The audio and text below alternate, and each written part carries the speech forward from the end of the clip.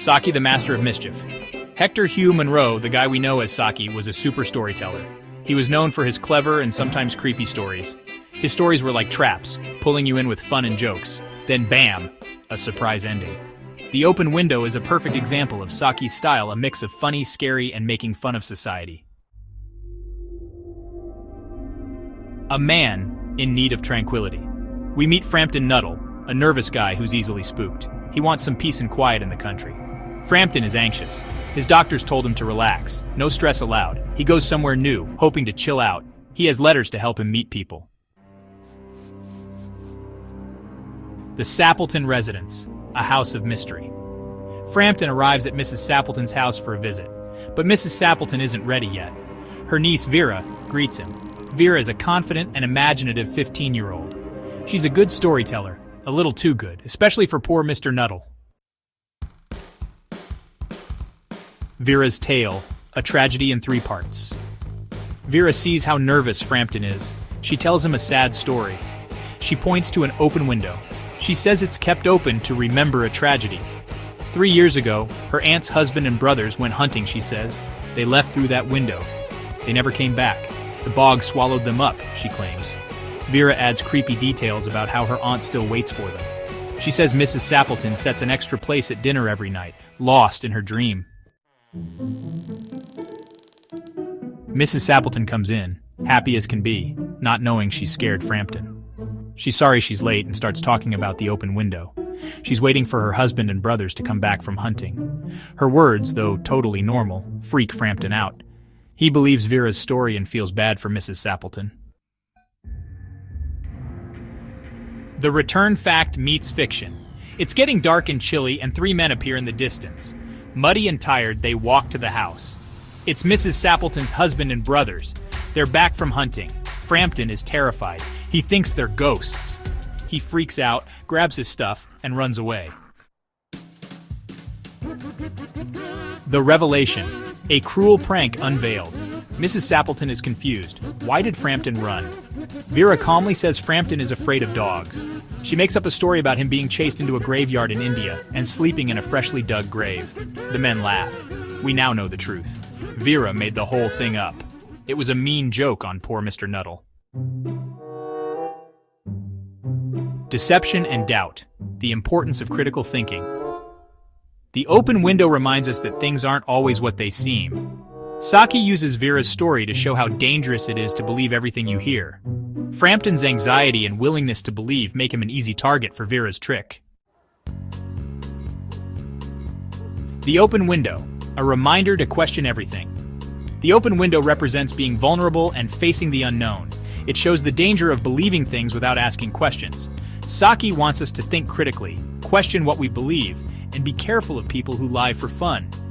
The Open Window is a classic story that still makes people think today. It's about the power of stories, why we like being scared, and the blurry line between what's real and what's fake.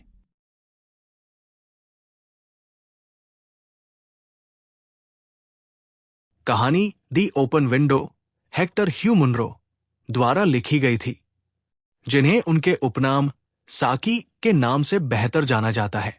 ये कहानी Frampton Nuttall से शुरू होती है, जो अपने मानसिक तनाव के इलाज के लिए गांव के इलाके में आते हैं। उस जगह पर वे किसी को नहीं जानते थे, इसलिए उनकी बहन ने उन्हें परिचय पत्र दिए ताकि वो वहां कुछ लोगों से परिचित हो सके। गांव पहुंचने के बाद वो मिसेज सेपल्टन से मिलने जाते हैं, जहां उनकी मुलाकात उनकी 15 वर्षीय भतीजी वेरा से होती है। वेरा एक आत्मविश्वासी और शांत स्वभाव की लड़की है, जो नटल को ये आश्वासन देती है कि उनकी मौसी जल्द ही नीचे आ जाएंगी। इसी दौरान वेरा उनसे पूछती है कि क्या वो उस इलाके के किसी व्यक्ति को जानते हैं। नटल बताते हैं कि उनकी बहन 4 साल पहले वहां आई थी और परिचय पत्र दिए थे। इसी कारण से वो मिसेज सेपल्टन से मिलने आए हैं। कहानी का मुख्य भाग। जैसे ही नटल कमरे के चारों ओर देखते हैं, उन्हें लगता है कि घर में पुरुष भी रहते हैं, लेकिन वो झिझकते हैं और सोचते हैं कि मिसेस सेपल्टन विवाहित है या विधवा। विचारों में खोए हुए अचानक वेरा बताती है कि लगभग 3 साल पहले उसकी मौसी के पति और 2 छोटे भाई शिकार के लिए गए थे। लेकिन वे कभी लौटकर नहीं आए। वो लॉन की ओर खुलने वाली बड़ी फ्रेंच खिड़की की ओर इशारा करती है और आगे बताती है कि वे दलदली जमीन में फंस गए थे और उनके शव अब तक नहीं मिले। वेरा ये भी बताती है कि उनकी मौसी हमेशा इस खिड़की को अंधेरा होने तक खुला रखती है, इस उम्मीद में कि उनके पति और भाई एक दिन लौट आएंगे। कभी कभी वेरा को भी लगता है कि उसके चाचा कुत्ते के साथ उसी खिड़की से आएंगे। इतने में मिसेस सेपल्टन नीचे आती है और देर होने के लिए माफी मांगती है। वो नटल को यह भी बताती है कि उनके पति और भाई पक्षियों के शिकार के लिए गए हैं। इसके अलावा वो ये भी कहती है कि उन्होंने खिड़की खुली रखी है ताकि वे घर में सीधे प्रवेश कर सकें और उनके कीचड़ से भरे जूते कालीन को खराब न करें। लेकिन नटल को कमरे में एक डरावनी हवा महसूस होती है और वो बातचीत का विषय बदलने की कोशिश करते हैं। लेकिन मिसेस सेपल्टन शिकार और उस क्षेत्र में पक्षियों की कमी के बारे में बात करती रहती है।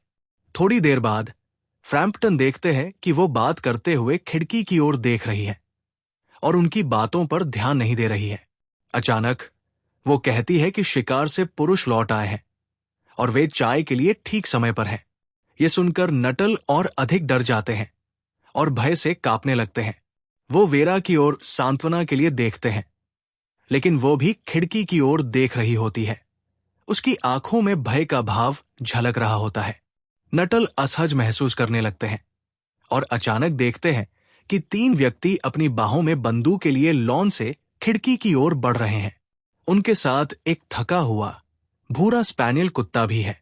डर के मारे नटल जल्दी से अपनी छड़ी और टोपी उठाते हैं और घर से बाहर भाग जाते हैं। अंततः मिसेस सेपल्टन के पति कमरे में प्रवेश करते हैं, लेकिन उन्हें आश्चर्य होता है कि नटल उनसे मिले बिना इतनी जल्दी क्यों चले गए। मिसेस सेपल्टन अपने पति से कहती है कि वो बीमार लग रहे थे और किसी को अलविदा कहे बिना ही चले गए। उनके कमरे से बाहर निकलने का अंदाज ऐसा था मानो उन्होंने कोई भूत देख लिया हो। इस पर वेरा कहती है कि शायद नटल कुत्तों से डरते हैं। वो ये भी बताती है कि एक बार उन्हें कब्रिस्तान में कुत्तों ने घेर लिया था और डर के मारे उन्होंने नई खुदी कब्र में रात बिताई थी, जहां कुत्ते उन्हें घेरे हुए गुर्रा रहे थे। निष्कर्ष: खुली खिड़की यह दिखाती है कि हमें दूसरों की बातों पर आंख बंद करके विश्वास नहीं करना चाहिए, क्योंकि लोग अक्सर हमें बहलाने या किसी बात को मनवाने की कोशिश करते हैं। इसके अलावा यह पाठ यह भी सिखाता है कि हमें दूसरों को धोखा देने या झूठी कहानियां या अफवाहें फैलाने से बचना चाहिए।